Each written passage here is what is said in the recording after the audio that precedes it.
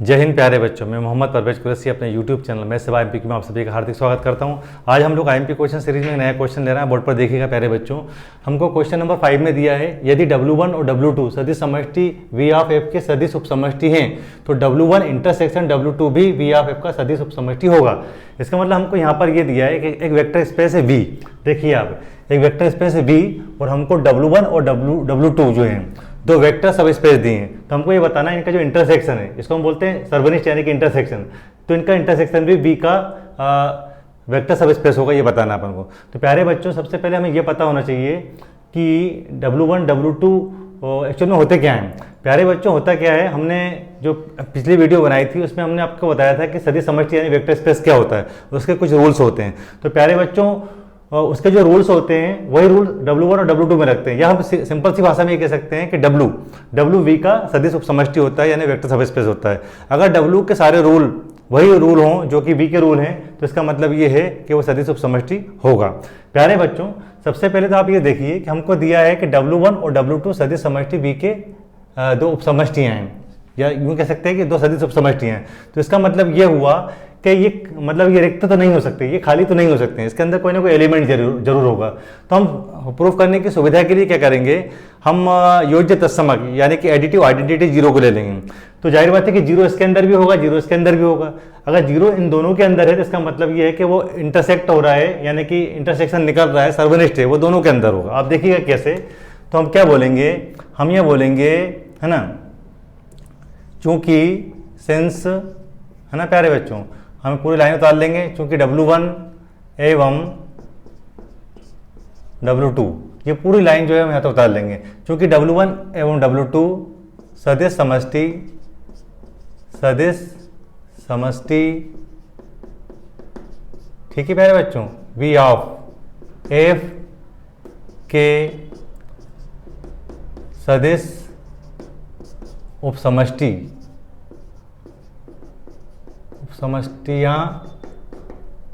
हैं।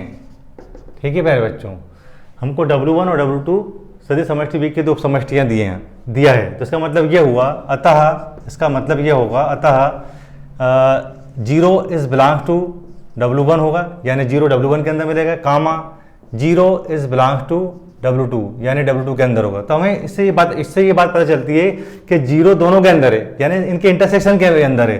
तो हमने यहाँ से इम्प्लाई लगा देंगे अपन, यानी इसका मतलब ये हुआ कि zero is belongs to W1 intersection W2, यानी जीरो इनके इंटरसेक्शन के अंदर भी हमको मिलेगा। तो ये बात तो क्लियर हो गई कि जो इंटरसेक्शन है उसके अंदर जीरो है ना, तो वो खाली तो नहीं है, मतलब रिक्त तो नहीं है। तो हम ऐसा कर सकते हैं यहाँ पर, इसलिए देयरफॉर, है ना, Therefore W1 intersection W2 does not equals to 5 मतलब खाली, और does not equals to वो खाली नहीं है, यानी वो भरा हुआ है।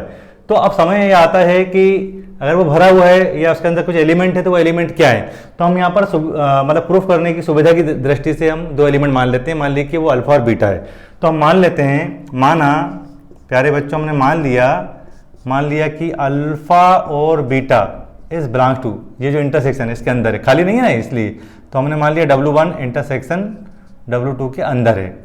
हमने अल्फा और बीटा दो एलिमेंट इसके अंदर मान लिए। दो एलिमेंट इसलिए लिए क्योंकि किसी भी संक्रिया या किसी ऑपरेशन को करने के लिए कम से कम दो एलिमेंट का होना जरूरी है। और साथ में हमने कामा लगा के हम मान लिया कि A, B, है ना, इज बिलोंग्स टू F। ये A, B क्या है प्यारे बच्चों, A, B दो अदिश हैं, दो स्केलर्स हैं जो कि क्षेत्र यानी कि फील्ड के अंदर मिलेंगे अपन को। अब सवाल ये उठता है कि अब हमें आगे करना क्या है। तो प्यारे बच्चों, जब हमने ये माना कि अल्फा और बीटा इसके इंटरसेक्शन के अंदर है और दो कांस्टेंट या दो अदिश या दो स्केलर A और B F के अंदर हैं, तो इसका मतलब ये होगा, तब हम ये कर सकते हैं कि देखिए आप ध्यान से, अल्फा इसके इंटरसेक्शन के अंदर है, बीटा भी इसके इंटरसेक्शन के अंदर है। तो हम यहाँ पर इम्प्लाई लगाएंगे और बढ़िया है, देखेंगे alpha is belongs to W1 intersection W2। अब इसका मतलब क्या हुआ, इसका मतलब यही हो रहा है ना कि अल्फा जो है W1 के अंदर भी है, अल्फा जो है W2 के अंदर भी है। तो हम इसको सेपरेट करके लिख देंगे। इसका मतलब ये देखा हमने कि अल्फा हमें W1 के अंदर मिल रहा है और प्यारे बच्चों हमें अल्फा W2 के भी अंदर मिल रहा है। यही बात हो रही है ना इसका मतलब यहाँ पर। अब क्या हो रहा है, हमने अल्फा के बारे में तो बात कर ली, अब समय आ गया है कि हम बीटा के बारे में बात कर लें। अभी हमने अल्फा के साथ ये पूरा प्रोसेस करा था, यही प्रोसेस हम बीटा के साथ करेंगे, यानी जहाँ पर आप अल्फा देख रहे हैं वहाँ पर बीटा आ जाएगा। तो इम्प्लाइज लगा दीजिए आप प्यारे बच्चों। अब यहाँ बीटा ले लीजिए, बीटा किसके अंदर है, W1 इंटरसेक्शन W2 के अंदर। तो इसका मतलब यही हो रहा ना कि हमारा जो बीटा है वो W1 के अंदर भी है और हमारा जो बीटा है वो W2 के अंदर भी है ना, W2 के अंदर भी हमको मिल रहा है। अब प्यारे बच्चों फिर से वही बात हमको दोहराना है कि W1 एवं W2 सदिश समष्टि V के दो समष्टि हैं, है ना।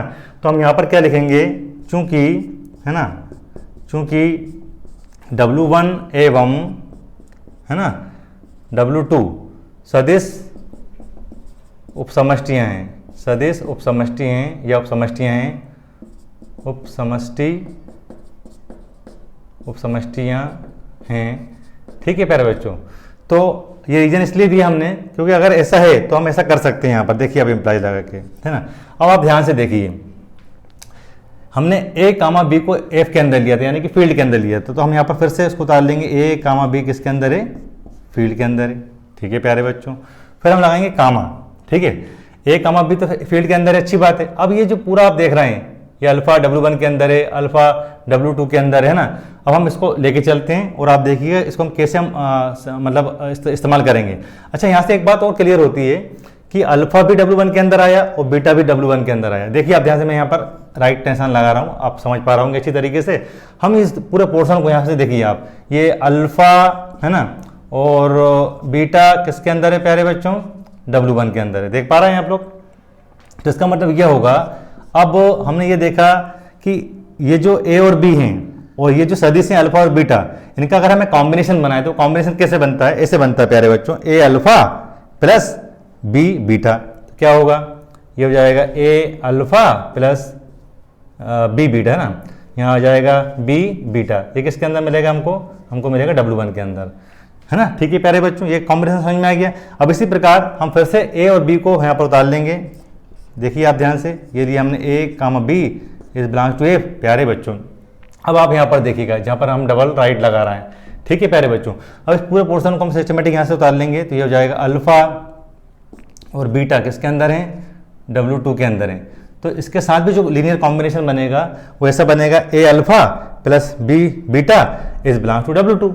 तो प्यारे बच्चों आप देख पा रहे होंगे, यहाँ आ जाएगा A alpha plus B beta is belongs to W2। आप देखिए ध्यान से, ये जो पोर्शन आया है और ये वाला पोर्शन जो आया है ये कॉमन है, यानी ये लीनियर कॉम्बिनेशन इसके अंदर भी है, ये लीनियर कॉम्बिनेशन इसके अंदर भी। तो हमें ये बात समझ में आती है इससे कि ये इसके इंटरसेक्शन के अंदर जरूर होगा। तो हम क्या करेंगे, देयरफॉर इससे क्लियर होता है, इस पूरी लाइन से क्लियर होता है कि A alpha plus B beta is belongs to कर दिया। अब आएगा W1 इंटरसेक्शन W2।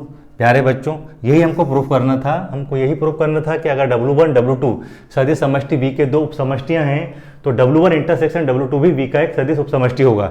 ठीक है प्यारे बच्चों। तो प्यारे बच्चों अभी आपने देखा कि हमने A alpha plus B beta is belongs to W1 intersection W2 proof कर दिया और ये हमको प्रूफ भी करना था।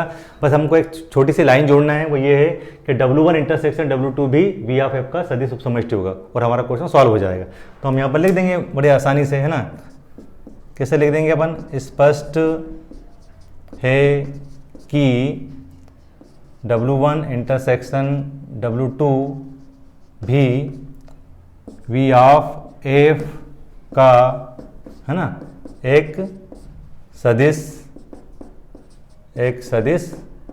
उपसमष्टि